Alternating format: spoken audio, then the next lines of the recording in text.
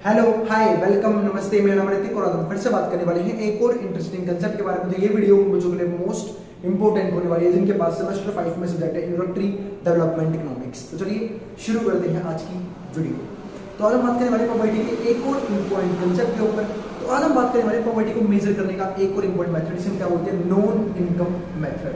हमने previous video में discuss किया था इनकम मेथड से हम कैसे पॉवर्टी को, मतलब इनकम मेथड के इंडिकेटर देखते थे जिसके जरिए हम पॉवर्टी को मेजर कर सकते थे। लेकिन आज हम बात करेंगे नॉन इनकम मेथड्स के बारे में। और इस कंप्लीट सीरीज के नोट्स ऑलरेडी बन चुके हैं। जो नोट्स परचेज करने हैं वही समय पे जाए 9667836336 यहाँ पे जाके नोट्स ले सकते हैं। अब आते हैं आज कंसेप्ट के ऊपर। तो कंसेप्ट हमारे पास क्या है, non income indicators of poverty. इसके मात्र 3 इंडिकेटर हैं। उन 3 इंडिकेटर को डिस्कस करते हैं हमारा ये टॉपिक क्या हो जाएगा, खत्म हो जाएगा। देखते हैं कौन कौन से 3 इंडिकेटर हैं। पहला हमारे पास क्या आता है, ह्यूमन डेवलपमेंट इंडेक्स। तो हमारे पास क्या है, non income indicators of poverty पहला इंडिकेटर है ह्यूमन डेवलपमेंट इंडेक्स यानी कि HDI। अब ये HDI क्या है हम सब जानते हैं। अब नाम तो लिखा हुआ है ह्यूमन डेवलपमेंट इंडेक्स, इसका मतलब है कि ह्यूमन की ओवरऑल डेवलपमेंट देखने वाला इंडेक्स की जो ओवरऑल है वो ह्यूमन की ग्रोथ हो रही है या नहीं हो रही है, डेवलपमेंट हो रही है या नहीं हो रही है, और कैसे हम चेक करेंगे कि हाँ जो एक ह्यूमन बीइंग है वो डेवलप कर रहा है टाइम के साथ। तो यहाँ पे क्या है, तो it is a statistical tool used to measure a country's overall achievement. तो ये हमारे पास एक ऐसा टूल होता है जिसके जरिए हम कंट्री की ओवरऑल अचीवमेंट्स को देखते हैं in its social and economic dimension. कि सोशल लाइफ में यानी कि सोसाइटी के लिए कौन कौन से काम किए गवर्नमेंट ने, प्राइवेट सेक्टर ने, कि हाँ जिससे मैं कह सकता हूँ कि अभी इकोनॉमी जो है ग्रोथ हुई है इकोनॉमी के अंदर। उसके अलावा दूसरा अचीवमेंट क्या होता है, इकोनॉमिक डायमेंशन, यानी कि इकोनॉमिक लेवल पे कैसे हमने चीजों को अचीव किया है, फाइनेंशियल चीजें को कैसे क्रिएट किया हुआ है। तो उसे क्या बोलते हैं, इकोनॉमिक डायमेंशन। दोनों ही काफी इंपोर्टेंट है। सोशल लेवल पे डेवलपमेंट भी बहुत जरूरी है और इकोनॉमिक लेवल पे डेवलपमेंट भी क्या है, बहुत जरूरी है। अगर हम एक में भी लैग कर जाते हैं तो कहीं ना कहीं मैं ये बात बोल सकता हूँ कि जो कंट्री जो है वो ओवरऑल डेवलप नहीं कर पा पाई। इसके बाद क्या आता है, the social and economic dimensions of a country are based on people's health. अब सोशल और इकोनॉमिक डायमेंशन कैसे देखेंगे कि भाई लोगों की हेल्थ कैसी है। अब सपोज करो आपने कंट्री में अच्छा खासा डेवलपमेंट मिले इकोनॉमिकली लेवल पे, लेकिन लोगों की हेल्थ काफी खराब होती जा रही है, लोगों की सोशल लाइफ खत्म होती जा रही है, तो ऐसी डेवलपमेंट का क्या फायदा, ऐसी अचीवमेंट्स का कोई बेनिफिट नहीं होता। सपोज करो किसी पर्सन ने पैसा बहुत फालतू अर्न कर लिया, इकोनॉमिकली काफी डेवलप कर चुका है, लेकिन उसके जो बाकी सोशल सिस्टम्स है वो सब खराब हो चुके हैं, तो उस पैसे का कोई यूज नहीं है क्योंकि वो उसे हैप्पीनेस ही प्रोवाइड नहीं कर पा पाएगा। तो भाई सेम चीज यहाँ पे है। तो पीपल्स की हेल्थ जो है वो क्या होनी चाहिए, काफी बेटर होनी चाहिए। दूसरा, देयर लेवल ऑफ एजुकेशन, उनका लेवल ऑफ एजुकेशन क्या होना चाहिए, वो काफी बढ़िया होना चाहिए। इस लेवल ऑफ एजुकेशन का मतलब क्या होता है यहाँ पे कि वो पर्सन है वो ओपन माइंडेड होना चाहिए और माइंडसेट काफी अच्छा होना चाहिए, समझदार जिसे को हम बोलते हैं, एक समझदार व्यक्ति। तो वो उसे कैसे मिलेगा, एक अच्छे एजुकेशन के साथ। जैसे कि आजकल देखो, आजकल एजुकेशन का मतलब ही क्या दिया है, नौकरी, कि भाई डिग्री लेंगे उससे नौकरी करेंगे। अरे एजुकेशन का मतलब कभी भी नौकरी नहीं होती है। एजुकेशन का मतलब होता है कि चीजों को समझने का तरीका आपको आता है या नहीं आता, आप कितने समझदार हो, आपके अंदर अक्ल कितनी है। तो उन सब चीजों को हम यहाँ पे देखते हैं। तो देयर लेवल ऑफ एजुकेशन किस लेवल का है। उसके बाद क्या आता है, देयर स्टैंडर्ड ऑफ लिविंग, उनका लिविंग स्टैंडर्ड कैसा है, क्या उनके पास बेसिक नीड्स कंप्लीट करने के लिए प्रॉपर रिसोर्सेज है या नहीं है, और है तो कितने किस लेवल पे है, और नहीं है तो क्यों नहीं है। ऐसे कौन कौन से फैक्टर हैं जो उन्हें बेसिक नीड्स से प्रोवाइड नहीं कर पा रहे।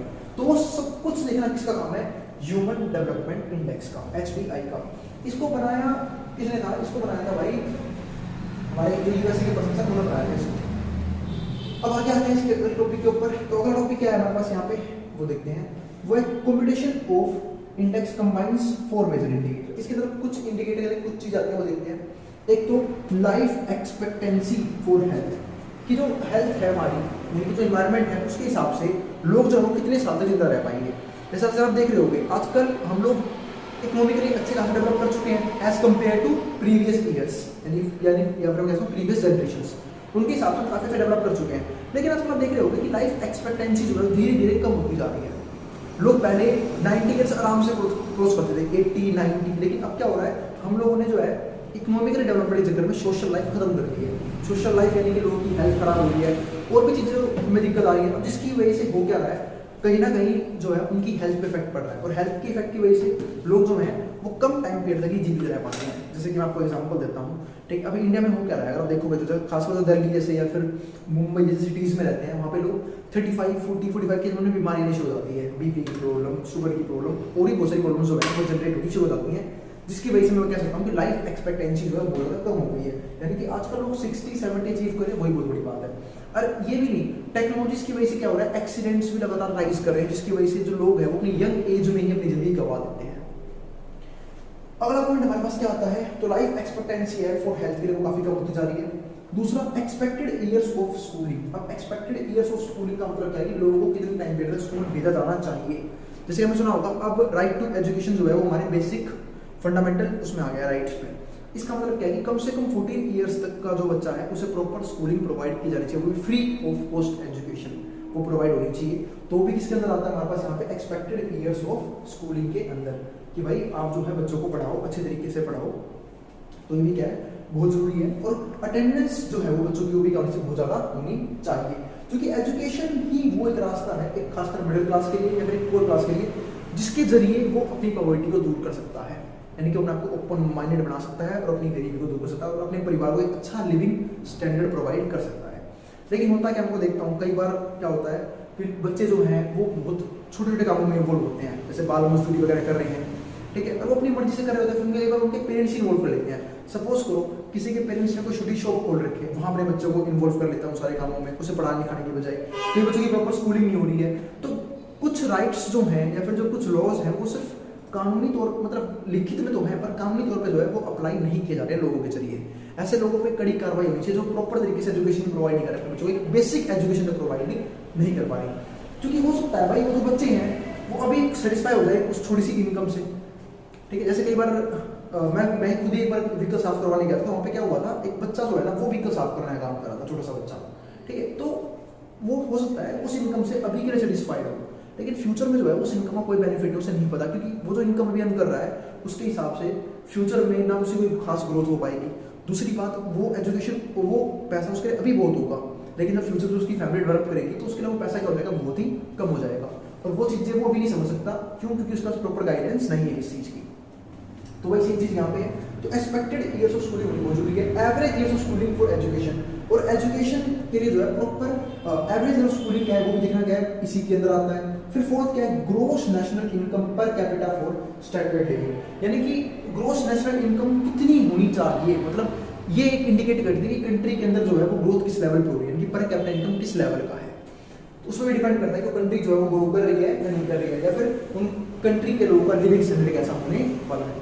कई कंट्रीज का जो वेल डेवलप्ड है, ठीक है, यूएसए, यूके जैसी, चाइना जैसी, उनका पर कैपिटा इनकम क्या काफी ज्यादा हाई होता है। लेकिन अब हमारी क्या है, हमारे वहाँ इतने रिच पर्संस हैं, लेकिन फिर भी हमारी जो पर कैपिटा इनकम काफी लो दिखाई देती है उनके आगे। अब आता है हमारा सेकंड पार्ट, तो ये हमारा सबसे important HDI, human development index, इसे बनाया क्यों गया था और ये किन किन मेजर स्टेप्स पे काम करता है।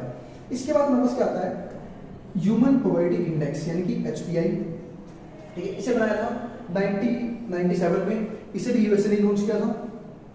इसका नाम क्या है, फोकस। ये फोकस किस पे करता है, तो लॉन्गेविटी पे।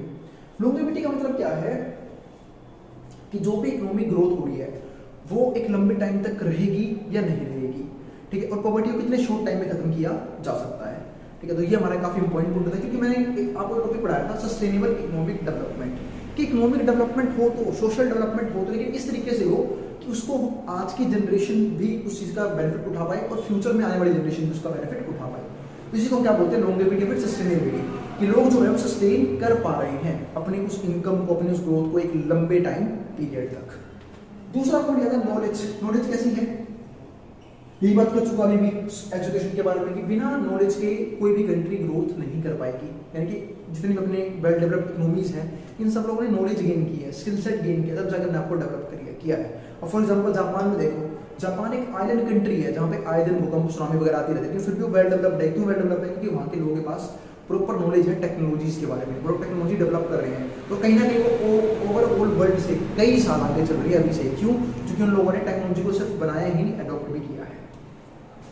इसके बाद क्या आता है हमारे पास, डिसेंट।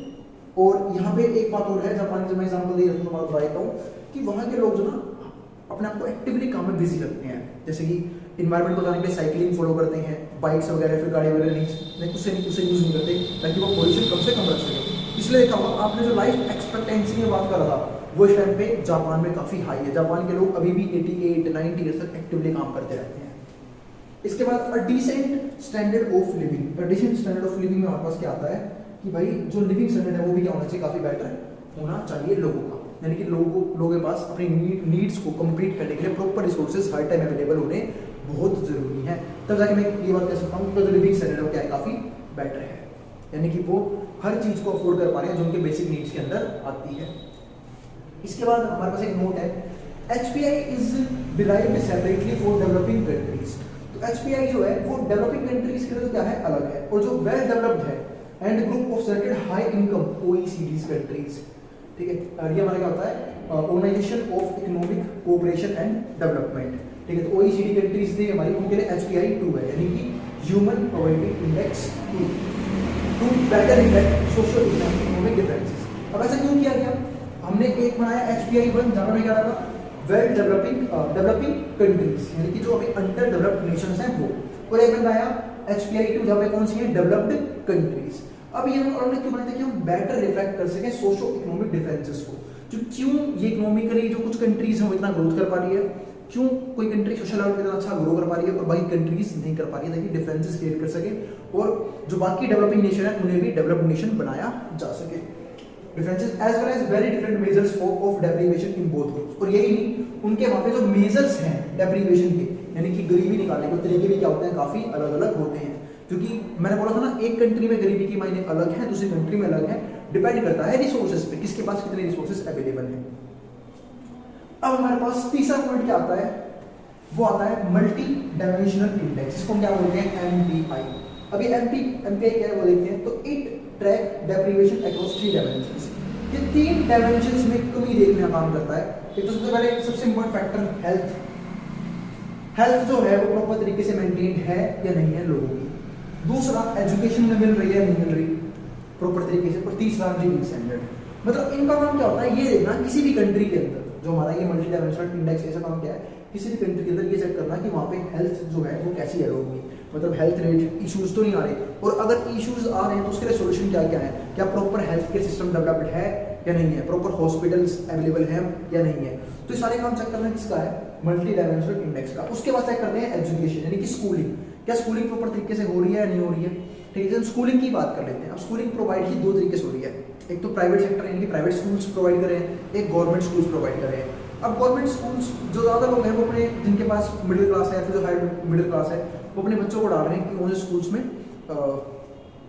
प्राइवेट स्कूल्स में। क्यों? क्योंकि उन्हें क्या लगता है गवर्नमेंट स्कूल्स में जो है वो एजुकेशन अच्छे तरीके से प्रॉपर तरीके से नहीं मिल रही। उसका मेन रीजन क्या है, क्योंकि वहाँ पे जो क्वालिटी ऑफ एजुकेशन है वो क्या है, काफ़ी ज़्यादा लो है। किनमें? गवर्नमेंट स्कूल्स में। तो गवर्नमेंट को इसी तरफ काम करना चाहिए, और प्राइवेट जो स्कूल्स हैं वो बिल्कुल लूटने पे लगे हुए हैं किनको, पब्लिक को, क्योंकि वो एक हाई फीस चार्ज करते हैं, high amount of fees charge करते हैं बच्चों को पढ़ाने के लिए, प्राइवेट स्कूल्स के टीचर। तो इससे बढ़िया क्या है कि वो गवर्नमेंट स्कूल्स में जाएं, और इससे अगर गवर्नमेंट जो है वो गवर्नमेंट स्कूल्स को डेवलप करेंगे, इससे बेनिफिट क्या होगा, एक तो गवर्नमेंट स्कूल्स डेवलप होंगे, हाई क्वालिटी ऑफ एजुकेशन मिलेगी, दूसरा कंपटीशन क्रिएट होगा प्राइवेट स्कूल्स के लिए। तो प्राइवेट स्कूल्स को अपनी फीस अपने भी कम करनी पड़ेगी। क्यों? क्योंकि गवर्नमेंट स्कूल्स में भी अब सेम नॉलेज मिल रही है, सेम स्किल सेट तैयार किया जा रहा है बच्चों का, वो भी लो फीस पे या फिर फ्री ऑफ कॉस्ट। तो ये हमारा क्या होता है, एजुकेशन चेक करना कि एजुकेशन प्रॉपर तरीके से मिल रही है नहीं मिल रही किसी कंट्री के अंदर, और मिल रही है तो किस हद तक मिल रही है।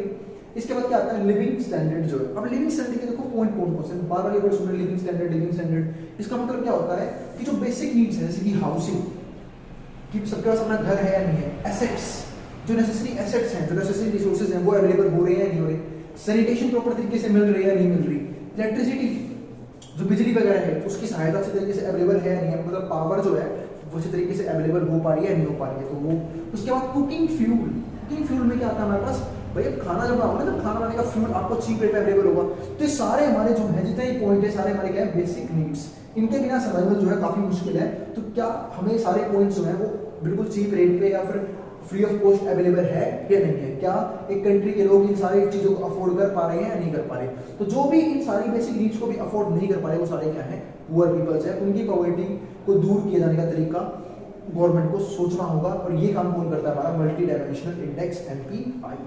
इसके बाद क्या आता है हमारे पास, एक पॉइंट और है, एमपीआई इज क्रिएटेड, यानी कि जो हमारा मल्टीनेशनल, अच्छा एक मिनट, एमपीआई नहीं एमडीआई है ना, सॉरी यहाँ पे एमपीआई लिखते हैं, एमडीआई है। एमडीआई यहाँ पे क्या है, multi dimensional index is created by multiplying two numbers, ये दो नंबर क्रिएट करता है, द परसेंटेज ऑफ पॉपुलेशन, एक तो percentage of population that is poor, जो हमारे क्या है पुअर लोग हैं, and average percentage of weighted indicator experience by the poor intensity. इस एक का मतलब क्या है, एक तो पुअर लोग कितने हैं as comparison to rich persons, और दूसरा जो पुअर लोग हैं उनकी इंटेंसिटी यानी कि डिग्री किस लेवल पे, किस लेवल पे वो गरीब है, ठीक है। तो पुअर पीपल जो गरीब लोग हैं वो किस लेवल के गरीब हैं, उनकी मल्टीप्लाई यहाँ पे की जाती है किससे, जो लोग पुअर है। तब हम क्या निकालते हैं, एमडीआई यानी कि मल्टी डायमेंशनल इंडेक्स, और इससे मेजरमेंट करने की कोशिश करते हैं कि कंट्री में किस लेवल के हालात चल रहे हैं। तो ये था हमारा आज का टॉपिक, जहां पे हमने ये देखा कि non income indicators of poverty क्या है। तो उम्मीद है आपको आज का कंसेप्ट सारा क्लियर हो गया होगा। फिर भी किसी भी तरह का डाउट रह जाए, किसी भी तरह की दिक्कत रह जाए, तो उसके लिए कमेंट बॉक्स में कमेंट कर देना, मैं उस क्वेरी को रिजॉल्व करने की पूरी कोशिश करूंगा। अब मेरे अगली वीडियो में जहाँ पर बात करेंगे इसके नेक्स्ट टॉपिक के बारे में। अब जिसको जो उतार सकता है मैं बोर्ड के सामने से, और अगर वीडियो पसंद आई हो तो वीडियो को लाइक करना मत जाना, और चैनल को सब्सक्राइब भी कर देना ऐसी वीडियोस के लिए, और उन बच्चों को शेयर भी कर देना जिन बच्चों का एग्जाम होने वाला हो सेम सब्जेक्ट का, ठीक है। और जिन बच्चों को नोट्स परचेज करने हैं बच्चों को जाए 9667836336 यहाँ जाकर नोट्स ले सकते हैं। अब जिसको जो उतार सकता है मैं बोर्ड के सामने से।